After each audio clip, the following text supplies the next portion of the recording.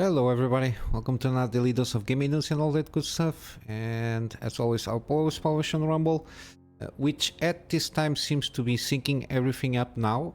So good news on that field. And for export can go for Patreon or directly through PayPal. So let's get going. Got some stuff going on Gamescom. It's a lot of stuff to try to keep it up, but I will bring you what caught my eye. However, we still have to have an official I don't know, announcement, launch.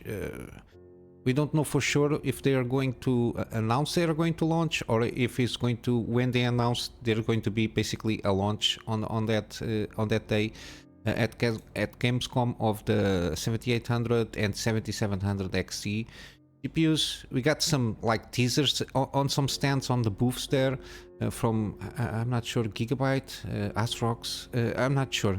Some of the partners from AMD, they have some like teaser card box with some, I don't know, it's not even like a picture of the goddamn GPU. It's just I don't know what they are doing there. Yeah, as you can see here, this is like card box. This is from Astrox Gamescom booth, but yeah, supposedly it's going to be tomorrow to the 25th, but I see some other dates come August 26th. I don't know if the official announcement from AMD of the GPU itself, it's the 25th, and the partners will do their thing in the 26th. It's still a little bit out in the air to have some confirmation regarding this kind of thing, which is unusual, at least for me. We still have theoretical and rumored specs of these GPUs. I don't know what to tell you. It is what it is. I'm not going to talk too much here. It's the same specs that we've been seeing for since I don't know when, the rumored specs. So I will leave it there. At this moment in time, I just going to wait to a certain degree for the announcement for the official specs, make maybe some comment there, because if the rumored ones are indeed the official ones, at least from the 7800 XT, I don't know how this is going to be. I think this is not going to end well for AMD in terms of price performance, generation over generation, and even a price performance gap between the GPUs themselves from this the 7000 series. I mean, even with the 7900 GRE supposedly stuck here in the middle. But yeah, we'll have to wait and see more detailed stuff here. Supposedly tomorrow we have some information regarding this. But regarding games, which is all about Gamescom, similarly, Stalker 2 is going to be delayed to first quarter of 2024. There was like now what it seems a placeholder of the December 1st date for the launch of the game, but at least in PlayOn Store, which is the publisher, if not mistaken, from the Stalker 2. But somebody somewhere discovered like a pamphlet or like a PDF with some supposedly official information, which I checked that link. Where is the link? No, PlayStation release. Yeah, at this URL. It seems legit that yeah, on the end of, if you want to click on this URL, nothing bad there to happen. Yeah, on the bottom, on the last page, you get like a confirmation of supposedly first quarter of 2024 for PC and Xbox Series. Supposedly PS5 will come out the next quarter, something like that. But yeah, not much happening because we don't have like official information of the Stalker game itself. Supposedly will happen throughout Gamescom. More information regarding the Stalker, because supposedly I think we should have had like a trailer or something like that on the live stream of the opening night, but it didn't happen. But yeah, we will see how it goes. Hopefully there's going to be a huge improvement, especially in terms of graphics and some refinement on some gameplays regarding the previous games. I really kind of enjoyed this kind of games, like dystopian with some almost like magical stuff happening there, even though supposedly it's based on physics. so a little bit more sci-fi-ish to a certain degree, but it has some horror elements, which is very interesting. And the way they went about it, I played the first game, I think it's called the first game because they are free. I never know the names, which one, all of Pripyat, and there are two more names I completely forget. Again, I have a terrible memory for these kind of things. But yeah, hopefully when they announce, and things will launch at least between the first quarter of 2024, and we'll see how it goes. Other than that, it seems that everything is on track, but we will see. Sad news that supposedly Bioware is going to lay off around 50 people or so, even though there's confirmation that the Mass Effect sequel, Mass Effect 5, let's call it, it's still in pre-production.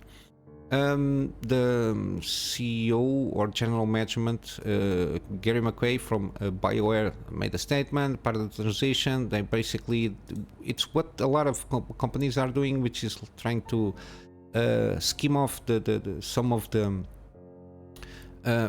extra employees per se, so they can make it more manageable and more agile, the teams. I'm not going to comment on that because I don't know how a developer team works, how to make it more agile. I don't know how that works, but supposedly it's the justification that we saw in some kind of partial layoffs, even though I think they are trying to make it everything at least with severance package, sorry. And some of the employees that are going to be laid off from BioWare, they're trying to fix find new positions within the EA kind of umbrella companies. I don't know, depending on their position, if they have any added value for that. I just hope that people, if they are laid off, they have their severance package and can find new jobs or in new positions, whatever it may be. But yeah, it's kind of a little bit of a trend. Mainly, this is the kind of the fallout of the fact that we had like a lot of years of freaking COVID and the lockdowns, and a lot of stuff got delayed. Different kind of workflows were created to try to deal with this, and to a certain degree, now they are seeing that some people they don't need, others that I don't know. It's a tough world, especially in games. It's very tough because of the supposedly the cycles between games. But it's always kind of been like this. But since we got internet and people are paying more attention, especially with when after the Activisions with that sleazy CEO Bobby Kotick, the things happening in Activision or Blizzard, between Activision and Blizzard, like the there was like the room, the suite, I don't remember. I think it's the not Kevin Spacey, but one of the like guys, sleazy guys, horrible guys. They have like a suite in memory of him and do a lot of bullshit. People thankfully start paying more attention in these kind of situations, and they are kind of more aware of working conditions. And I think companies to a certain degree had to move around and do things more properly. But yeah, still Activision, what we call that guy that everybody likes to deny the knowledge of this kind of shit happening. But if it's like part of the culture of a company to do this kind of shit, I don't know what to tell you. Deniability of knowledge is the same thing. Not knowing, especially for a person that is on command of the company, and the guy is still there. He's just waiting for the merger with Microsoft happen and to receive their golden parachute stuff, and then he will go away for his millionaire life. And while people that were working there receive like, I don't know how many less percentage of what kind of CEO does. But yeah, hopefully if this, I don't think it's going to be a very good acquisition if it happens, mainly because it will start to it's going to be it's like everything. When you start acquiring too much, you get a juggernaut, and the competition will get a little bit stale. I don't know. I don't like that much. But yeah, we'll see how it goes. Only time will tell, as they usually do say that. So Epic Game Store seems also trying to continue to attract more exclusivities. They've been doing this for a long time, trying to, especially with the free Epic games. I take advantage of that when I can, and when I think that the game is worth, even for free. I don't like to have like a full library of games that I will not play. It gives me my small OCD that I have regarding kind of games. If I see games, I have to check if I like or don't like, and maybe I have to play it, and then I get lost in the weeds there. But they're trying to fight Steam. Basically, doesn't have any kind of competition to a certain degree, mainly Epics, and to a certain degree GOG. Even GOG is more like what they basically call good old games. GOG has an excellent thing, which is none of their games that are there on the shop, they have like anti-tampering software, like the Denuvo stuff. So everything is just download the game, you just play it. There is no fuss or whatever regarding that kind of thing. Epic Games, that they go about more with the exclusivity deal kind of thing. It's for 6 months now, the new program. So, and publishers keep their 100% of the proceedings. I think this is for them to, because the more you sell here on Epic Games, especially if it is on Unreal Engine, after I think 1 million on sales or something like that, they keep like a cut, regardless of this, I suppose. So, but I think it's good for indie games developers, like small teams that they are very on a stretched budget, and if they can manage to get at least the first 6 months, which usually it's when it sells the most, and they had to keep themselves in their store, I think it might be a decent risk to try out. And especially again with this day and age with the internet, if somebody sees a good game, if it is an indie one with like low profile, people like, for example, Vampire Survivors, even though it takes a little bit to take off, when people got their hands on that game, it exploded even in awards, won awards and everything. And it was something like 2-3 people team there basically that managed to do the game. I think just one guy, the main base game, but then because of the reach that he had and people asking for more content, then he brought out at least one guy that he worked with before in another company, and basically at least those two are working on more DLC, more content, refinement of the mechanics and everything. But yeah, and of course after that exclusivity deal, it returns to 88 to 12% revenue split, which is basically 88 for the publisher and 12% for Epics, because they can manage to do this, I think supposedly because of Fortnite. They have like a lot of money from microtransactions, and also because of the Unreal Engine proceedings that they gain regarding games, that especially now that a lot of games will start to come up with Unreal Engine 5 games, so I suppose that they will get some cut out of it. But yeah, but bad news regarding Unreal Engine. Supposedly there is going to be like a Denuvo Unreal Engine protection. It's set to make modding more difficult for a lot of games. This is not good news.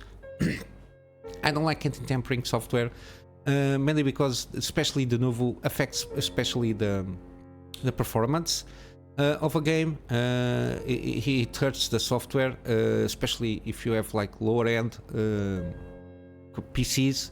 You will notice a lot.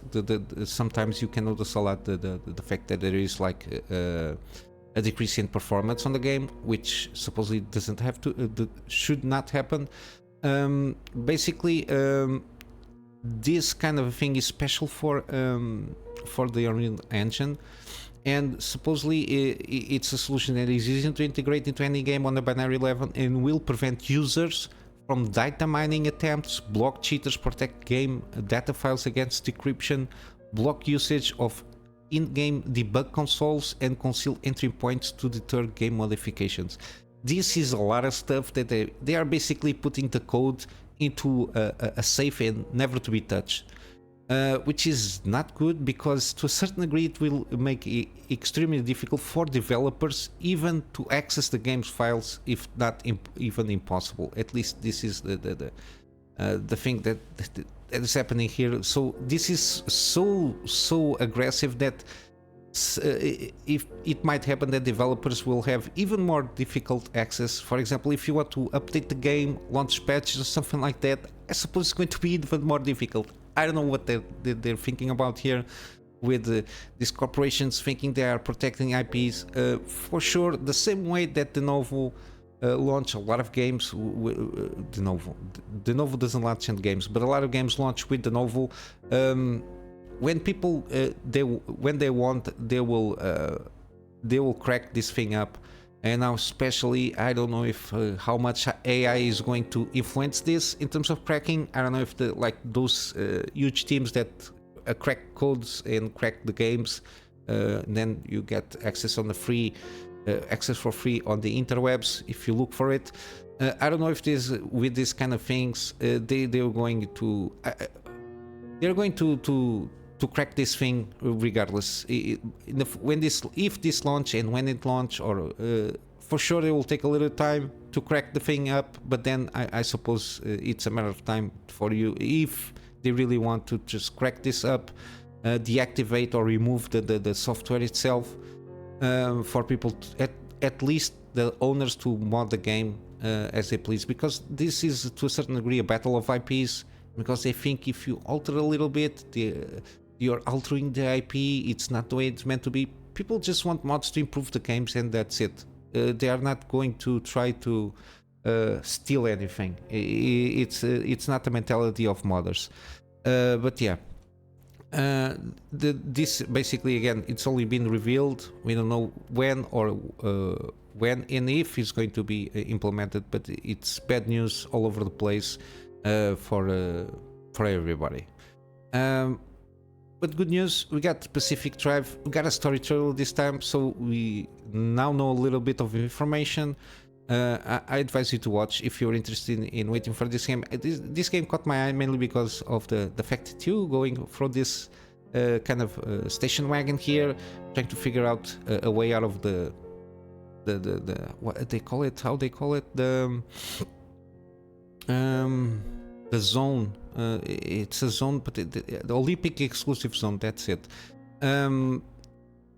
It's filled with anomalies, got supposedly 300-meter wall around it. Yeah, it's got some mystery here, but I think the gameplay loop of this one is going to be the most interesting one. We'll see how it goes. I don't think there is an official... Yeah, it's coming out early next year. No official date yet, but it piqued me a little bit more the interest on this game. I will leave, of course, a link on the description for you to check out the trailer. And now for gaming reviews, we got Blasphemous 2 review. Supposedly it's pretty good. It's an improvement again from the previous one, from what I understood.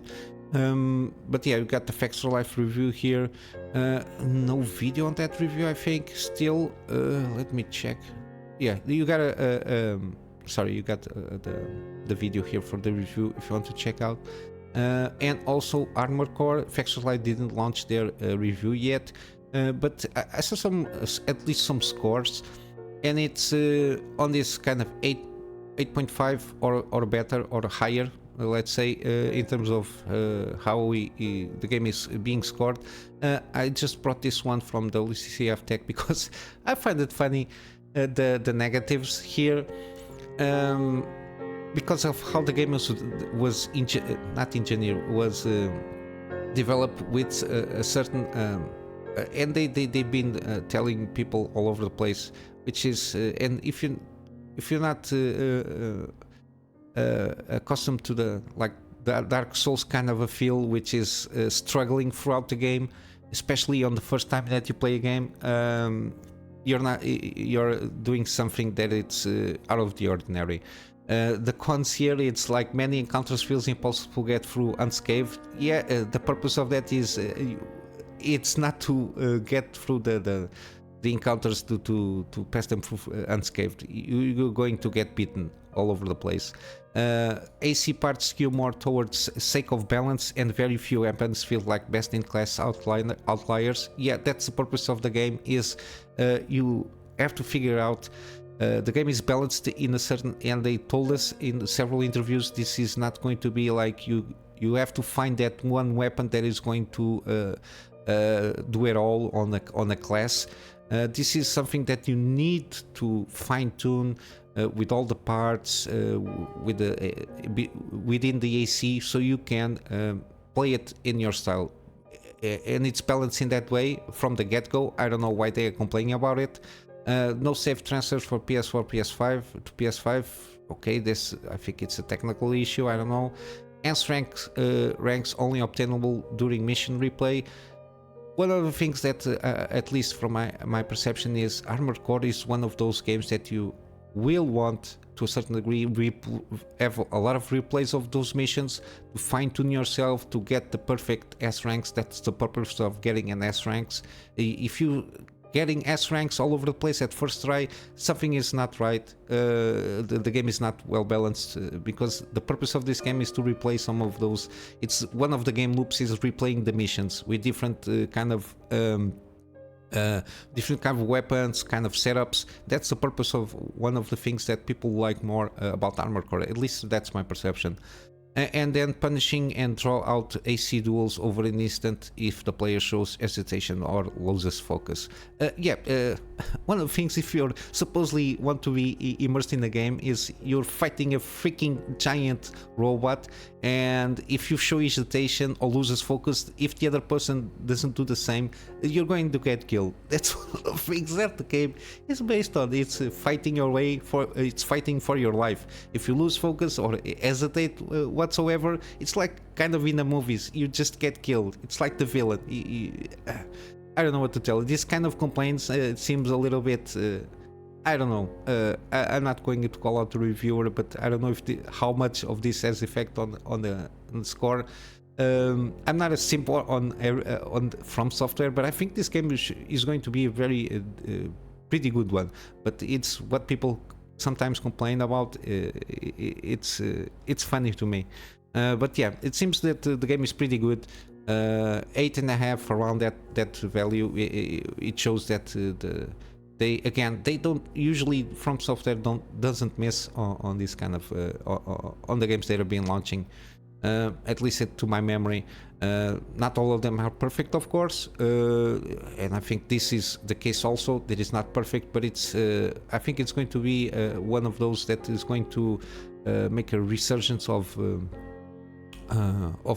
mech games, at least more action oriented mech games, because they are one of those. I think Mech War is more slow paced, so it's more chunky in terms of gameplay. But action gameplay, actiony.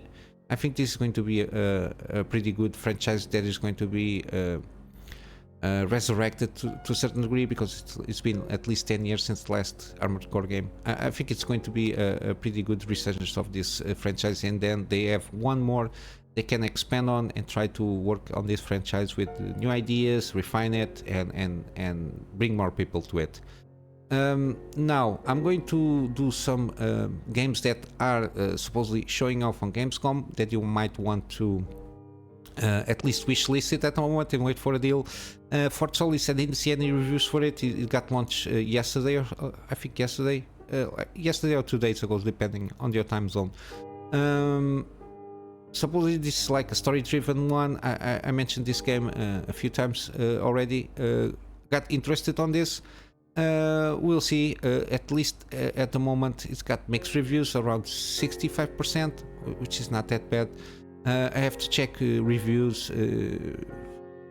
I have to look for reviews to see how good it is or not this game is to make a recommendation or not. But at least it's still on my wish list, so I can see if it's at least worth for like a deal on it, because it's going to be a narrative experience. I don't think that it's going to have a lot of replayability on it, but yeah, if it is like kind of a decent game, I think it's worth recommending, especially if it is because it is from an indie developer. Also, there is the Shadow Gambit, the Cursed Crew. This is very similar to the I think this one. Where is it? To Shadow Tactics kind of a feel game. You got a demo if you're hesitant on doing so. Still, it has overwhelmingly positive reviews, which is always good to see, and it's 10% off from the introductory offer, which ends by the end of the month. I think at least on the wish list, but if you want to try it, you can try it with just play the demo and check if it is for you or not. Also, it's again Cyberpunk 2077 Phantom Liberty. It's going to come out pretty soon, 26th of September, so a month until then. Got supposedly 8% off if you buy the game with a bundle. We'll see how it goes. So far seems pretty good. The version 2.0 will come with the Phantom Liberty DLC, but the version 2.0 it's also for the base game owners, not only for the Phantom Liberty DLC owners. But I think it's going to revamp a little bit more the game itself and improve, which now is like kind of a very positive review since launch. Keep an eye on it. Also, we got Lords of the Fallen. It will come out October 13. Bookmark it. I think this is going to be a pretty good game, at least from everything that I saw. We got also Nightingale. It's supposedly it's got a weird stuff here. It's going to enter first early access game. They are announcing they're going to enter in the early access game beginning of 2024, I think. And then I don't know. I think they plan like a few months, like 8 months or so, to stay in early access so they can receive again some feedback on the mechanics itself and improve and fine-tune those mechanics, and then launch the full base game, because it's got a lot of crafting here. There's going to be a lot of balancing around this and how they're going about it on the gameplay loop here. Also, we got Sandland. Hopefully this is going to be a pretty good game, mainly because of the fact this Akira Toriyama from Dragon Ball, the man that created Dragon Ball and it created this IP, seems pretty interesting, very in line with in terms of animation, seems pretty like anime style kind of a thing here. We'll see how it goes. I just hope everything is good, and its wish list is for me to keep my eyes on it and see if it is or not a good game. For gaming deals, I got Vampire Survivors. Again, I've been talking about this game. Seems pretty fun. From all the videos that I saw, this is a very fun game to go at it. 25% off for the base game, which is kind of nothing, even at full price. And you got the DLCs that adds a lot of the madness of the game itself. We got also Forza Horizon 5. It's still 50% off.